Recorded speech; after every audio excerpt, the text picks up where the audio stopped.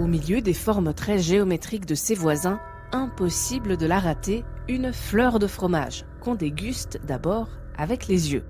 C'est la tête de moine.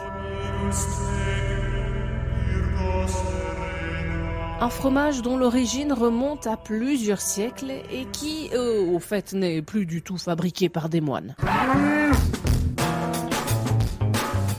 Sa particularité, pour le manger, il faut le racler à l'aide d'une girole. Râpe la tête de moine, peut tourner la girole. Râpe la tête de moine, peut tourner la girole. La girole, c'est une planche de bois circulaire avec une tige au centre. On plante la meule de fromage sur la tige, on fait tourner un couteau qui va racler le fromage en forme de fleurs, les rosettes. Et ça change tout, comme l'explique ce spécialiste rencontré lors de la fête de la tête de moine en mai dernier. Je fais parfois des dégustations avec des petits cubes de 1 cm. Ça n'a pas le même goût qu'une rosette. Plus on fait la rosette fine, plus elle développe des arômes quand elle est dans votre bouche. La tête de moine existe depuis près de 800 ans. Mais la girole a seulement été inventée en 1982.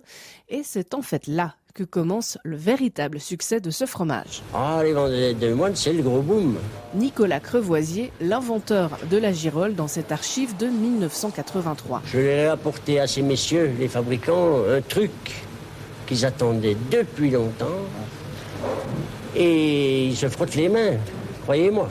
Depuis l'apparition de la girole, les ventes de têtes de moine ne cessent d'augmenter, aussi bien dans le Jura qu'à Zurich ou à Genève. Et désormais aussi à l'étranger, comme l'explique Martin Siegenthaler, le gérant de l'interprofession de la tête de moine. Sur 3300 tonnes, on a 2000 tonnes qui sont exportées, on a plus que 1000 tonnes qu'on exporte en Allemagne, vers l'Allemagne, on a plus que 550 tonnes vers la France, et puis après l'Espagne, c'est aussi le troisième marché qui est très important, et après ça se repartit entre Benelux, Italie.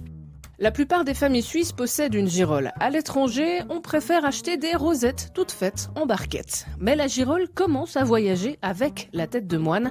À Paris, par exemple, ces deux fromagers l'ont constaté. Maintenant, les gens viennent et nous demandent de la tête de moine. Beaucoup maintenant sont équipés d'une girole.